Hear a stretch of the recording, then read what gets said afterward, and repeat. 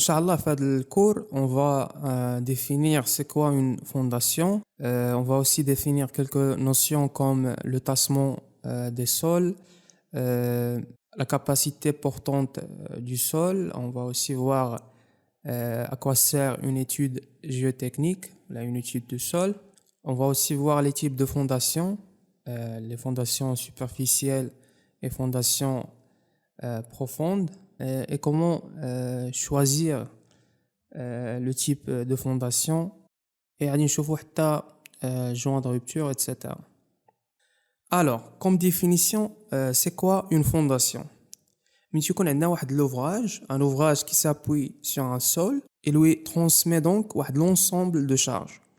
Ou les fondations, ont la partie enterrée d'un ouvrage, où c'est un élément clé de toute construction pour but d'assurer la stabilité d'un ouvrage.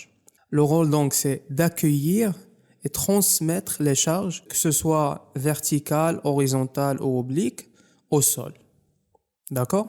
Alors, définition et rôle. On appelle fondation la base des ouvrages qui se trouvent en contact direct avec le terrain d'assises et dont la fonction est de transmettre à ce dernier le poids de l'ouvrage, les surcharges prévues et accidentelles auxquelles peut être soumis l'ouvrage. Une fondation est donc destinée à transmettre au sol, dans les conditions les plus favorables, les charges provenant de la superstructure. Il y a une superstructure ou infrastructure. Infrastructure, il y a la partie inférieure d'une construction qui supporte l'ensemble de la structure, ou la superstructure, bien sûr, c'est la partie supérieure de l'ouvrage. Ou je nous terrain d'assises, le niveau d'assises, c'est le niveau de sol sur lequel reposent les fondations superficielles, est appelé aussi niveau d'assises, fond de coffre, fond de fouille. Alors, comme je l'ai dit, avant d'entrer les types de fondations, c'est mieux de définir quelques termes اللي غادي نبقاو نسمعوهم شحال من مره في الكور، يعني مزيان نحيدهم علينا من دابا. الاول هو tassement. شنو هو le tassement du sol? C'est une déformation verticale due à l'application des contraintes extérieures telles que les remblais, les fondations ou son poids propre. يعني le tassement indique le mouvement du sol vers le bas, يعني à l'intérieur d'un remblai ou à l'intérieur du sol. Quels sont les types de tassement? Il y a deux types. Le type الأول, les tassements uniformément répartis affectent peu la structure. Les mouvements qui en résultent peuvent cependant endommager les services et accessoires tels que les conduites d'eau et les passages souterrains. يعني ملي تيكون عندنا واحد لوفراج ولا تيكون عندنا واحد البلوك اون بيتون، هذاك البلوك كاملو كيدير التاسمون بواحد الشكل يونيفورم. او كوم رومارك راه كاع لي زوفراج كيديروا واحد لو تاسمون مي الي نيغليجابل، تيكون واحد لو تاسمون صغير اللي ما عادي ياثرش بزاف على لا ستابيليتي ديال لا ستركتور ديالنا. لو تيب الثاني هو تاسمون ديفيرونسيال. Un tassement différentiel est un mouvement d'enfoncement du sol qui n'est pas uniforme. Il peut de ce fait provoquer des dislocations des maçonneries comme l'apparition des fissures. C'est un grave facteur de désordre qui est la plupart du temps irrémédiable. Le type tani, tassement différentiel, ou le type le plus dangereux qui va sûrement affecter la sécurité de l'ouvrage. ومنين كنهضروا على tassement différentiel راه بلا شك كتعرفوا هذاك l'exemple ديال Tour de Pise en Italie. C'est un tassement différentiel excessif dû aux non-homogénéité latérale du sol. تصايب le Tour de Pise en 1173 et durant 800 ans de l'existence de cette tour, la partie sud de la tour a subi un tassement d'environ 2,8 mètres, tandis que la partie nord a subi un tassement d'environ 0,8 mètres, résultant à un tassement différentiel de 2 mètres. يعني عندنا واحد l'inclinaison, عندنا واحد la différence, عندنا واحد التاسمون ديفيرونسيال وواحد la différence ما بين التاسمون من هذه الجهه والتاسمون من هذيك الجهه الاخرى. يعني هذا un exemple de tassement différentiel où cette tour inclinée de Pise constitue un des cas de pathologie de fondation les plus connus dans le monde. اشنا هما les causes de tassement؟ يعني les causes principales des tassements de bâtiments منين كيجي هذا التاسمون؟ عندنا مثلا من تكون عندنا واحد la différence de fondation, différence de dimension et de profondeur de la fondation dans différentes zones de bâtiment. يعني مثلا تكون عندنا واحد الجهة on a travaillé avec des fondations superficielles et de l'autre côté on a travaillé avec des fondations profondes. هنا عندنا différence de fondation يعني بيوقع عندنا واحد le tassement. La deuxième cause c'est différence de type de sol, différence de dimension et de profondeur de la fondation dans différentes zones du bâtiment.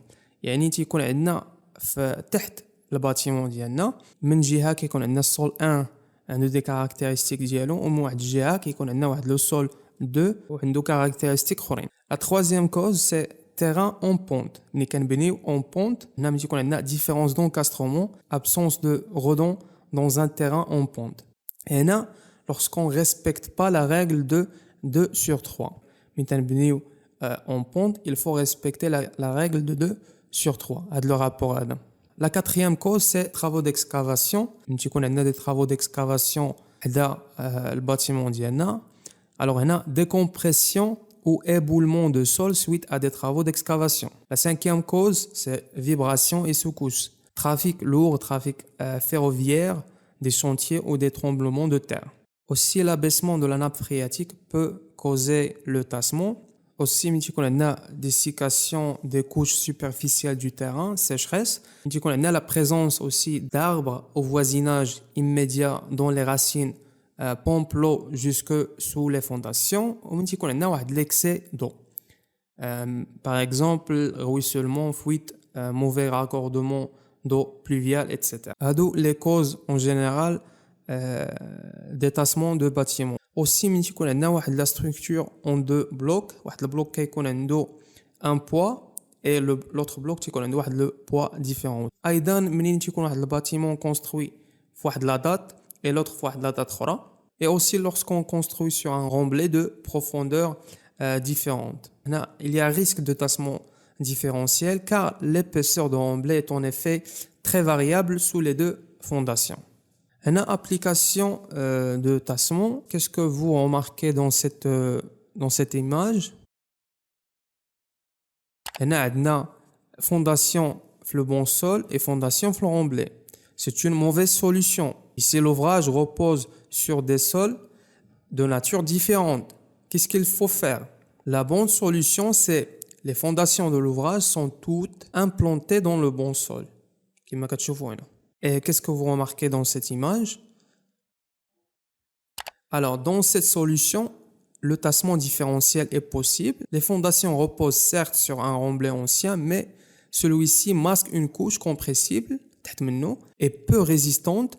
On doit donc implanter cet ouvrage dans la couche de gravier. Alors, on a limite d'influence, la bulbe de pression. تحت la semelle كيكون عندنا واحد la zone d'influence de la fondation dans le sol. C'est quoi cette zone? Cette limite ou cette zone, c'est une courbe représentant toute la partie du sol comprimée sous la fondation sous l'effet des charges apportées par les superstructures. Le sol situé à l'intérieur de cette zone est donc susceptible de se comprimer et de se tasser. يعني la zone تحت la semelle, c'est une zone qui est susceptible de se comprimer sous l'effet des charges اللي جايين من l'ouvrage كامل. Les fondations ont pour fonction de diffuser les charges, poids de matériaux, charges d'exploitation, etc., dans le sol jusqu'à une profondeur qui ne dépasse pas en principe 1,5 fois P sous leur niveau d'acier. Les bulbes de pression d'une semelle et d'un radier n'agissent pas sur les mêmes couches de terrain. كما كنشوفوا.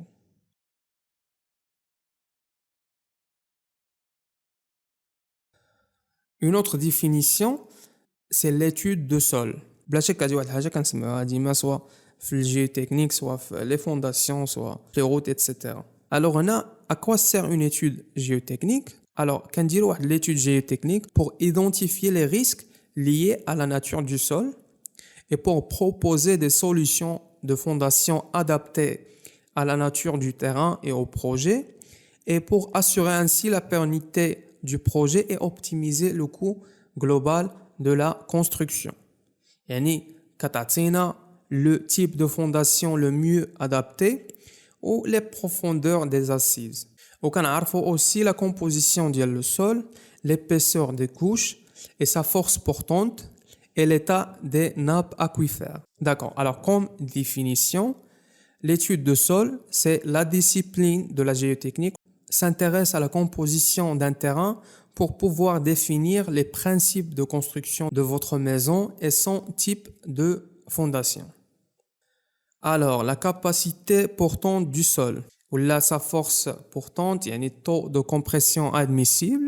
La capacité portante d'un sol se caractérise par sa résistance au tassement, en fonction de la cohésion et frottement interne du sol. La contrainte admissible se mesure en kN par mètre carré. Elle est donc une pression. Alors là, pour expliquer qu'est-ce que la portance du sol, alors dans le cadre d'une étude géotechnique, la portance est définie comme la capacité, le qudra, d'un sol à supporter la pression que peut exercer le poids d'un ouvrage. يعني القدرة على تحمل واحد البريسيون جاية من ouvrage. هذا le sol اللي تنهضروا عليه. Et afin de connaître cette capacité portante, des essais en laboratoire doivent être réalisés.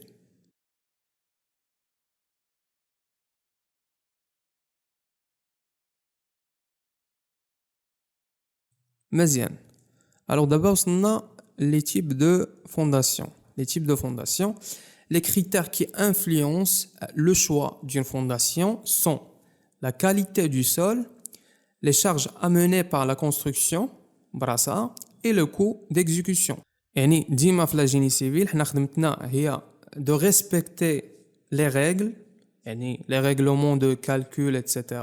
Mais aussi ربحوا الفلوس. Aussi il faut économiser. هادشي غادي نشوفوه نيت في le type de fondation. Alors, en fonction des critères اللي شفنا دابا, il convient de choisir le mode de fondation le mieux adapté pour limiter les tassements. Pour limiter les tassements, on a deux grandes familles de fondations. La première, c'est les fondations superficielles. Moi, semelle en béton armé, semelle en béton armé rigidifié par des longues grines. Et on a les fondations profondes, bhal puits et pieux. Et au fait, les puits ont des fondations semi-profondes. D'accord. Alors d'abord, كيفاش نديرو la différence? Comment faire la distinction entre ces deux types de fondations? كنديروها généralement بواحد la valeur ديال واحد le rapport de la hauteur du sol d'assise D sur la largeur de la fondation P. كما غادي نشوفو دابا. On peut distinguer deux grands types de fondations, les fondations superficielles et les fondations profondes. Cette distinction entre ces deux types se fait généralement en adoptant les critères suivants.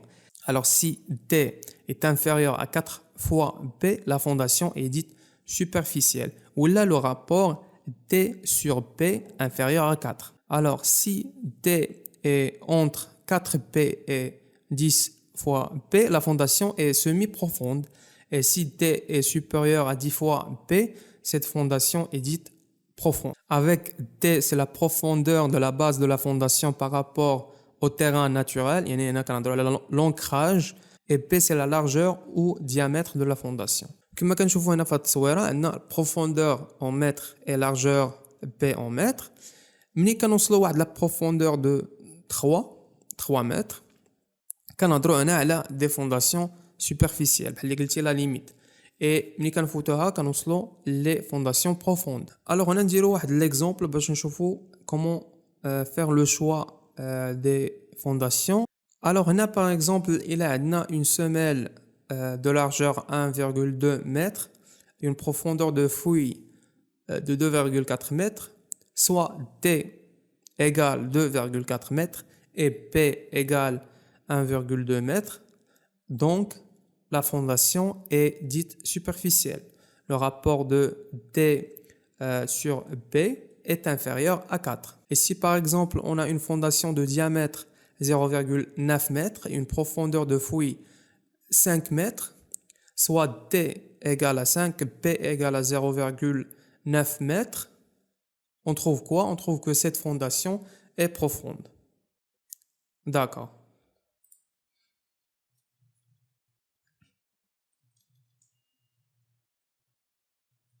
On a le premier type de fondations superficielles, c'est les semelles isolées. Semelles isolées pour charge ponctuelle, il y a des poteaux. sur sol portant faiblement compressible. Et هنا كنهضروا على les semelles ponctuelles, semelles isolées ou bien fondation des poteaux. علاش؟ لأنه elles sont sous des poteaux isolés ou la poteaux de rive, d'angle d'intérieur, etc. هادشي علاش كنسميوهم des fondations des poteaux. Et on envisage normalement des semelles carrées ou rectangulaires. Et normalement, les semelles sont plus larges que l'organe à supporter. يعني les dimensions ديالهم كيكونوا كبر من الديمونسيون ديال البوطو. علاش؟ de façon à diminuer la pression transmise au sol. هادشي علاش كتلقاو semelles كبر من البوطو. يعني semelles ayant une plus grande largeur que l'élément supporté pour que le taux de compression du sol ne dépasse pas son taux de compression admissible. On a quelques types de semelles isolées. On a les semelles carrées comme et rectangulaires. Ce sont les formes les plus courantes. On a aussi rectangulaires avec glacis, avec contrefort, avec nervures croisées et tronc conique.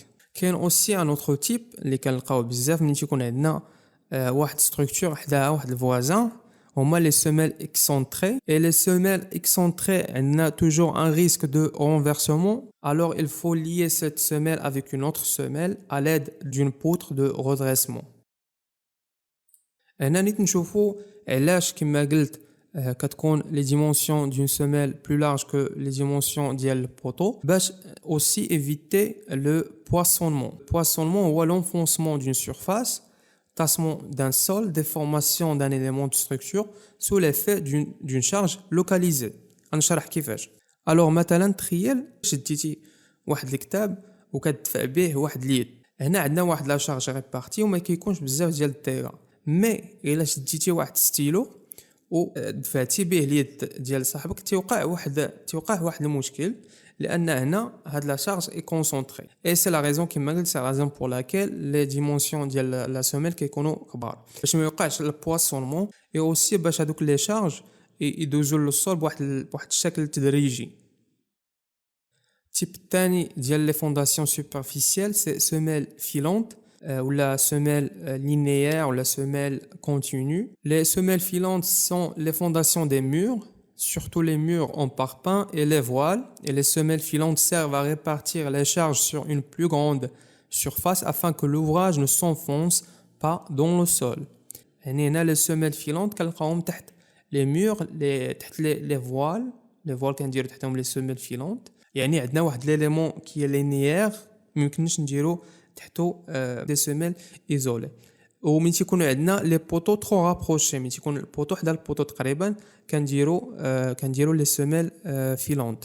هنا لافونتاج كما قلت سي دو d'éviter le tassement différentiel.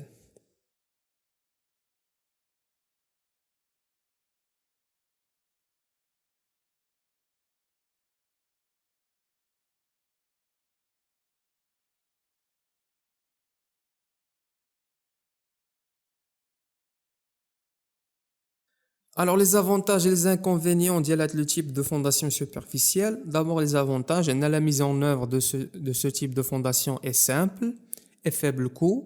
Les inconvénients, les fondations sont limitées en termes de dimension et elles sont utilisées pour les constructions légères situées sur un bon terrain. يعني ملي تكون عندك واحد لو بون تيران تكون عندك ما خاصكش يعني يكون لي ديمونسيون ديال لي سيميل كبار كنستعملوا les fondations superficielles. Le troisième type de fondation superficielle, radier. Le radier est une semelle générale étendue à toute la surface du bâtiment en contact avec le sol. Elle est utilisée quand la contrainte admissible du sol d'assise est faible, la surface des semelles obtenues est supérieure à la moitié de la surface au sol du bâtiment, quand le sol n'est pas homogène et risque de provoquer des tassements différentiels. هنا ملي تكون عندنا un sol avec une faible capacité portante وما تيكونش homogène اش كنديروا ملي كنديروا لو كالكول كنحسبوا مثلا لي سيميل ايزولي ديالنا كنلقاو ان لا سيرفاس ديال هذوك لي سيميل ايزولي كبر من لا موitié ديال هذاك الباتيمون لا سيرفاس ديال الباتيمون. C'est mieux de travailler avec un radier surfacique. كنديروا radier aussi ملي تكون عندنا les charges ديال الباتيمون sont élevés, tu connais des immeubles de grande taille, de grande hauteur, et aussi c'est difficile de réaliser des pieux pour raison de coût. Par exemple, quand le radier, quand le radier. Et le radier تاعو fait des types. Un radier plat d'épaisseur constante qui convient aux charges assez faibles et aux bâtiments de petite emprise. Tu connais l'épaisseur تقريبا ما بين 20 حتى 40 ولا 20 حتى 50 سنتيمتر يعني واحد l'épaisseur constante. Radier nervuré. C'est une dalle mince renforcée par des nervures et des poutres تقريبا espacées de 2,5 à 3 mètres, 3,5 mètres. Le coffrage et le ferraillage, c'est compliqué et le coût est important, mais sa faible masse par rapport au précédent, yani radier constant, le réserve à des bâtiments plus importants. D'accord. Alors, comme définition, lorsque les charges sont importantes, pour que l'épaisseur du radier ne devienne pas excessive, on dispose des travures de poutres, nervures, pour rigidifier la dalle. Elles peuvent être disposées dans un seul sens ou dans deux sens. Cela dépend de la portée, de la disposition des murs ou des poteaux. L'ensemble donne des alvéoles qu'il est nécessaire de remblayer si on veut utiliser le sous-sol ou faire une deuxième dalle en partie haute aux charges assez faibles et aux bâtiments de petite emprise.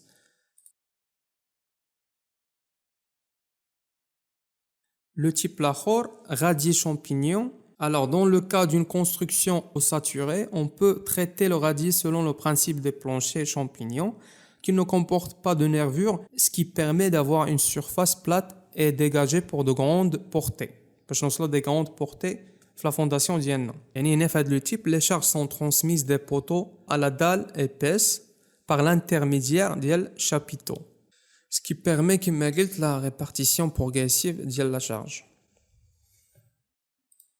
L'autre type, c'est radier voûté. Les voûtes permettent d'augmenter les portées et les distances entre les éléments porteurs sans augmenter sensiblement l'épaisseur du radier. Alors pour ce type de radier, la mise en œuvre est assez complexe, mais les radiers voûtés sont minces. Il y a un avantage 12 à 20 cm car ils travaillent essentiellement en compression. Ils sont donc économiques en béton et en acier. Là, on a les fondations profondes. Il y a des fondations superficielles et des fondations profondes. Son utilisation est requise lorsque le sol résistant se trouve à une très grande profondeur ou dans le cas d'une structure très importante. Ce type de fondation repose sur la reprise de charge par le sol en dessous de la base de la fondation et à cela s'ajoute le frottement latéral entre ces deux derniers, les fondations profondes et le sol. Maintenant, comme on remarque, les fondations superficielles transmettent les charges directement au sol, mais pour les fondations profondes, il y a un intermédiaire. Le premier type de fondation profonde, c'est les fondations qui sont semi-profondes, c'est-à-dire les puits. Alors les puits sont constitués par des massifs en béton ou en béton armé coulés en pleine fouille. Leur profondeur est comprise entre 2 et 8 mètres. Ce type de fondation est utilisé lorsque les fondations superficielles ne peuvent être réalisées et que les fondations profondes ne sont pas nécessaires, ce qui évite un coût trop important. Et on a aussi fait le type de semelle semi-profonde puis تكون عندنا واحد الحاجه كتسمى la patte d'éléphant pour éviter encore une fois le poissonnement. كما كتشوفوا هذيك لا فورم ديالها ريسك هذاك الفينومين ديال البوissonnement هادشي علاش كنديروا واحد لا patte كتسمى la patte d'éléphant. هذا الشيما ديال لا ترانسميسيون ديال لي شارج كيكون عندنا حتى لو بوا ديال لي بوي وتيكون عندنا لو frottement entre les puits et avec l'argile compactée ou tu connais avec l'action du sol le sens inverse باش يعطينا l'équilibre. يعني هنا في البوي ولا في البيو يعني الفونداسيون بروفوند الهدف ديالنا هو نوصلوا هذوك لي شارج لواحد لاكوش اللي قادره على التحمل. هنا امتى كنستعملوا لي فونداسيون بروفوند quand est-ce que utilisons les pieux. Menine, le sol en surface n'a pas une capacité portante suffisante pour supporter les charges amenées par la structure. Le tassement estimé dépasse la limite de tolérance. Le tassement différentiel est excessif. Le terrassement pour construire les fondations pourrait causer des dégâts aux constructions mitoyennes. يعني هذوك les constructions اللي حدانا في l'environ ديالنا. La variante radiée revient trop cher. يعني داك الغادية غادي نوصلوا فيه واحد l'épaisseur كبيرة بزاف يعني بزاف الفلوس. Structure transmet des charges concentrées importantes. Construire le long d'un cours d'eau au bord de la mer. يعني ملي يكون عندنا واحد construction في الماء يعني le cas مثلا ديال les ponts. Les pieux peuvent être en bois, ولكن ما بقاش يستعملوا دابا. Peuvent être aussi en acier, en béton armé ou précontraint. Ou les pieux peuvent être préfabriqués ou fabriqués sur le site. Alors, comme définition, un pieu est une fondation élancée, qui reporte les charges de la structure sur des couches de terrain de caractéristiques mécaniques suffisantes pour éviter la rupture du sol. Les trois parties principales d'un pieu sont la tête, la pointe et le fût compris entre la tête et la pointe. La longueur d'ancrage H et la longueur de pénétration du pieu dans les couches de terrain résistants.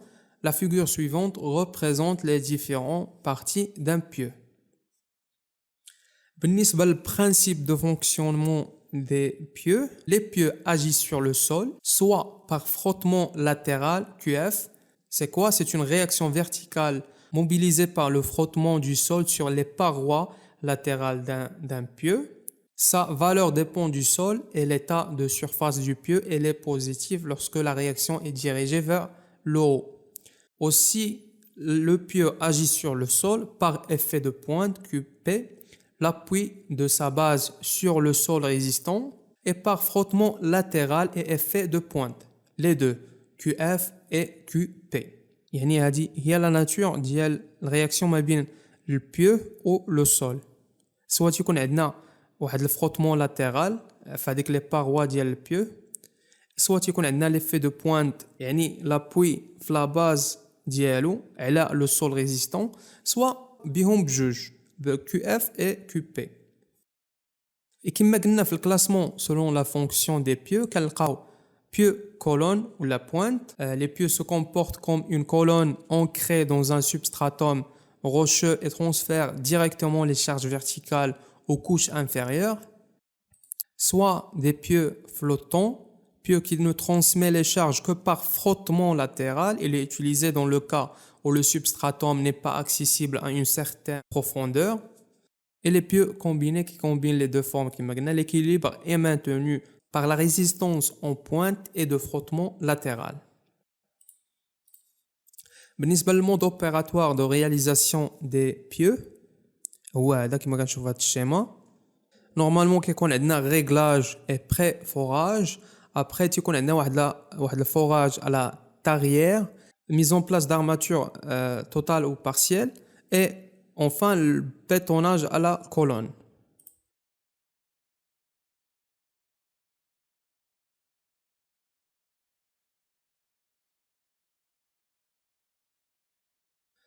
بالنسبة les types par mode opératoire, عندنا pieux battu, تيكون عندنا أولا mise en fiche, réglage, pose d'une plaque perdue, battage du tube par mouton hydraulique, mise en place des armatures, bétonnage à sec, extraction du tube vibré si nécessaire.